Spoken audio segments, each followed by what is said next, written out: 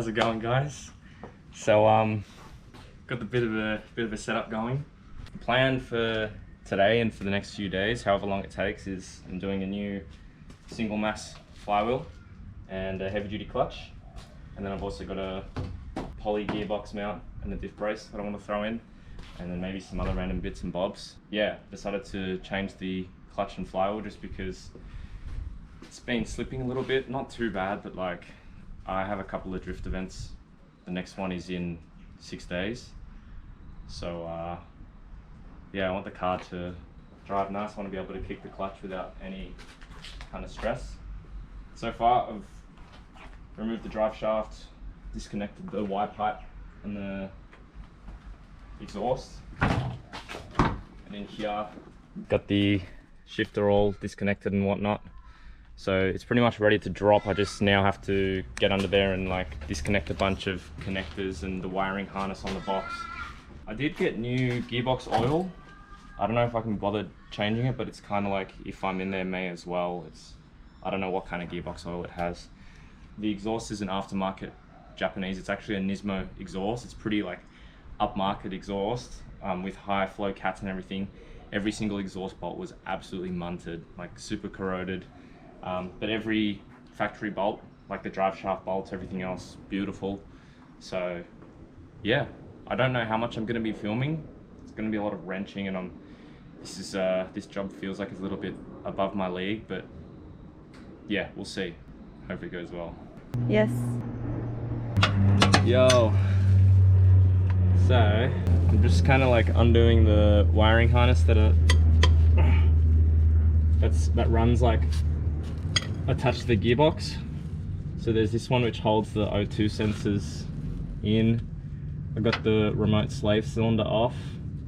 Got the crank sensor out. You've got to be really careful with these. Be gentle with them. Made full instruction list. So like this good old Word document.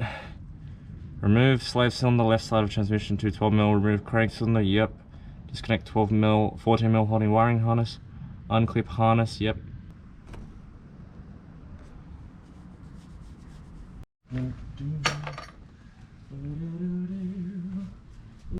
Yeah, it's basically just like annoying shit at this point. The whole job's, yeah, it's not that bad. It's just a lot of little steps.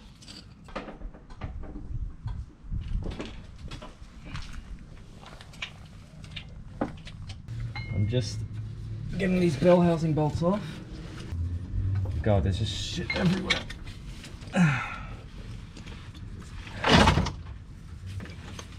There we go, there's one. Nice and long. I've got to kind of label these bolts somehow. Are they of different lengths for? There are actually, there's 5 different bolts. Okay. I just refer to one of the numerous photos that I have. This is a number 2 bolt. So all the top bolts look like this. Big 17ers. Are they just of varying lengths, or are the bolt heads the same size? Both. If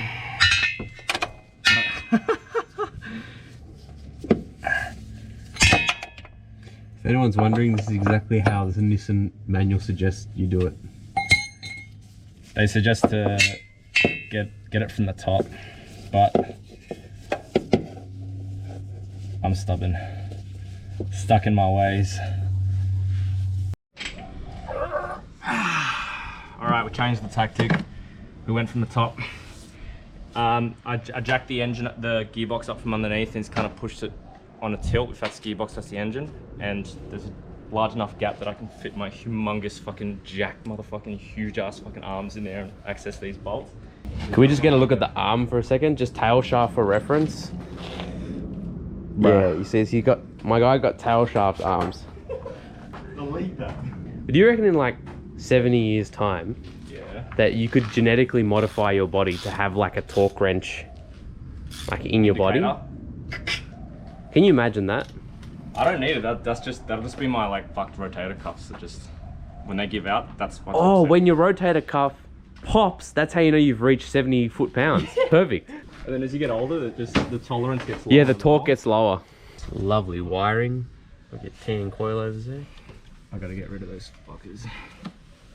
Doesn't want to admit they're actually good. Oh, they're really nice. Need a pry bar. So, they're all the bell housing bolts. There's 5 different types of them. Definitely gonna forget which one's which. I'm a bit dirty. But now we're trying to fucking wrestle this fucking gearbox out. It's kind of fucking gnarly, dude. It's a big motherfucker. Yeah, been at it for a while. It's afternoon now. Started in the morning.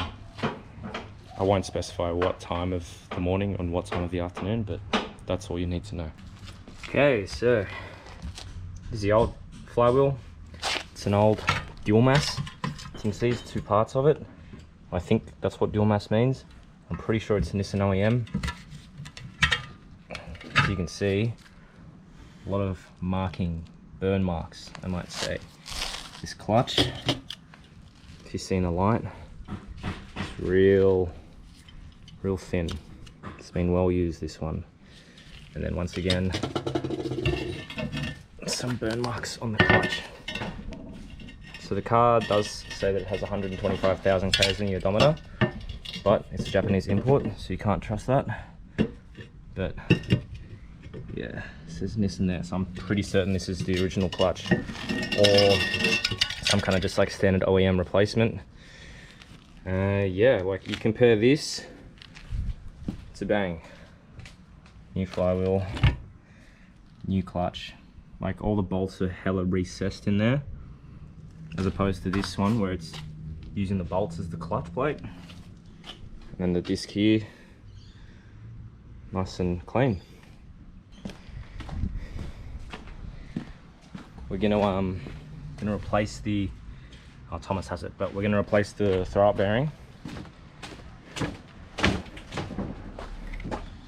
Just finding the right size to hammer it out. In there. Yeah, but this one, it spins very freely and it's a bit noisy. And then can you spin this for the lovely people behind the screen? It doesn't spin. Yes, a lot of resistance. Fucking solid. Just doesn't move. Doesn't make that much noise either. So yeah, the car would, like, if I'm like banging it into third at full throttle, it slips the whole time. It does not catch. And then the throw-up bearing is noisy. So I thought, you know, a couple drift events coming up, literally like next week and the week after, which I'm very excited for, and you guys should be too. May as well get it sorted. Oh my god.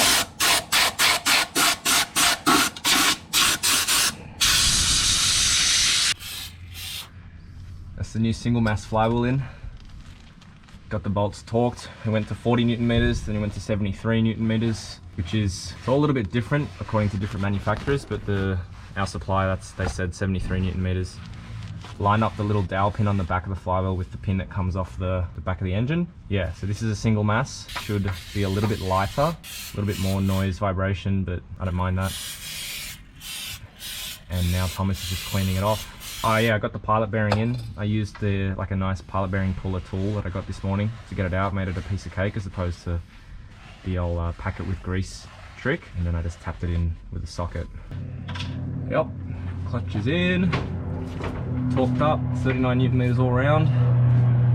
And now we're at the point, probably the hardest part of the job, which is so whilst we've got the gearbox kind of hanging in there, I'm slowly putting in the bell housing bolts because there's about 2 mil gap, and I'm just gonna get the bell housing bolts in and then just slowly pull them together. But in the meanwhile, we've put this Gktech poly gearbox mount in. Nothing wrong with my old one. I just thought, race car, bro. That'll go. All right, we're on day 2. I've done most of the heavy shit with Thomas the other day. Just continuing it on now. What's left to be done is I've just got to go around and torque up the bell housing bolts and then do up all the connectors. I'm going to drain the gearbox and fill it with some new fluid that I've got. Just a couple of like other little bits and pieces. All right, everything's bolted back up. I've reconnected the battery. I'm going to see if it starts and see if it goes into gear.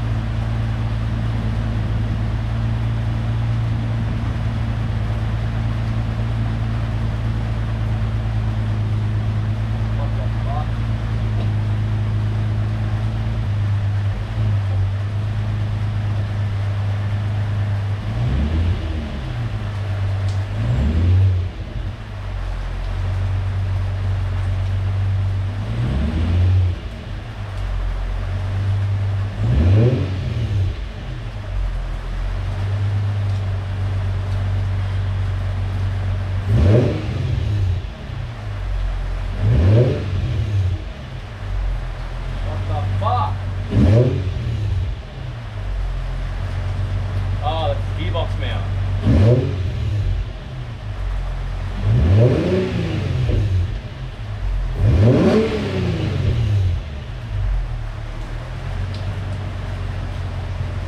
My exhaust sounds real weird.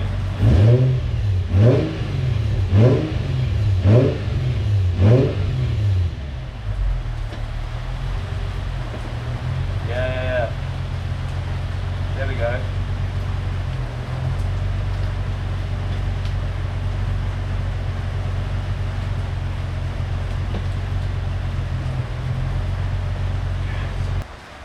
I think it works. I think it maybe just needed like a little bit of time to adjust. I don't know how to explain it, but you saw when I first started on, right when I started it, and I was trying to put it into first or second gear, the wheels would start spinning, and sounded fucking weird too when I was revving it, but it just got better. It could be that like, because I disabled the battery and reconnected it, maybe something just had to relearn real quick, but that feels okay. I was getting a weird vibration in the car when I was revving it, and I was like, what is that? But I'm pretty certain that's the poly diff mount that I just put in. So that's kind of cool. I wasn't getting any weird dash lights. It kind of felt like the car was misfiring, but it was actually the mount, just the new vibrations. It's kind of similar to the way the car might feel when it's misfiring, but I don't know. In the meanwhile, whilst I wait for my neighbours to wake up, I'm gonna chuck a diff brace. Gktech. So the car came with this Nismo diff brace, and I have been jacking it up off this brace. I wonder if that's okay. Hopefully it is. But yeah, I'm just gonna chuck this in and solidify my rear end a bit, because I want to clutch kick the shit out of this car. Easy. Also nice and easy. Nice and comfy in here. Out of the rain. I think my feet are getting a little bit wet, but that's okay. Get out. Nice.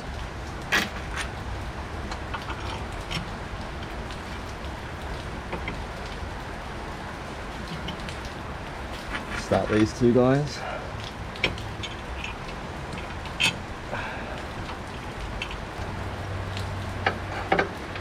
Subframe insert.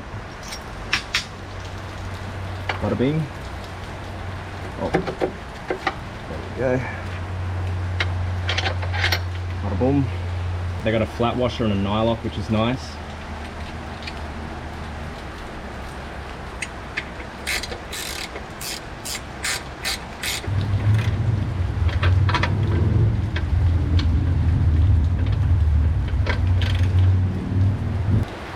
If you go too tight, it'll start to pull the actual subframe.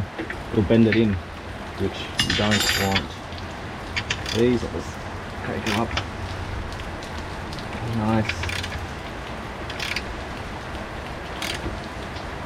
Beautiful. There we go.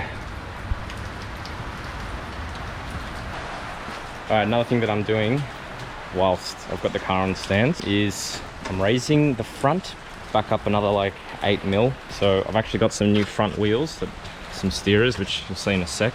These tires are a 225/45 profile 18. The new ones have a 40 profile on them, same width. As a result, because of the shorter sidewall, the car's a little bit lower. So I just want to compensate for that, because the flex pipes, the exhaust are like completely munted from scraping everywhere, and I want the car to drive nice. I think I'm over my like low is life. So yeah, I'm just raising them up. That should make it a little bit nicer. All right, here's the new wheels. They're pretty rough, but they were cheap. They're genuine. These are Voke Rays Challenge F0s in a pretty rare spec. I only got a pair because I like buying wheels in pairs because I like the mismatch. They're an 18 by 9.5 plus 25, which is, talk to some people, apparently it's, yeah, pretty hard to get spec in these. Someone sprayed them white. They usually have like this blue inside ring. Hello, Chili. There is one issue with them though, and it's that this particular wheel has a slight buckle in it. So you can see It's got hella wheel weights in there, and then on that side as well. So I got them balanced, and they're both out of balance, so they balanced them.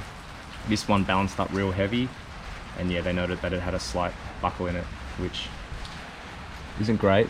And then hopefully in the next week or two, I've got some mismatched rears coming, different kind of wheel. Should be good. I'll get some cheap tires in those, and they'll be good for skidders. I got hub rings for them. It's from 73.1 wheel bore to 66.1 Nissan hub bore. I thought that might, you know, it might help the vibration a little bit, but I mean, it's good to have hub rings anyway, regardless. So yeah.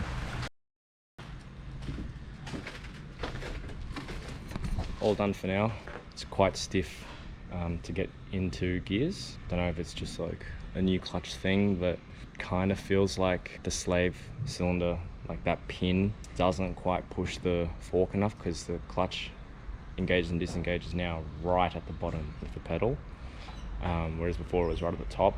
Like, I don't mind that, but it's quite difficult to get it into gears sometimes. I don't know if it's better when it's warm. I haven't properly driven. I just kind of sat there while it was idling, and that's what I noticed. But we'll see how it goes over the next few days, and really don't want to, you know, take the gearbox out again, but we'll see. See you in the next video.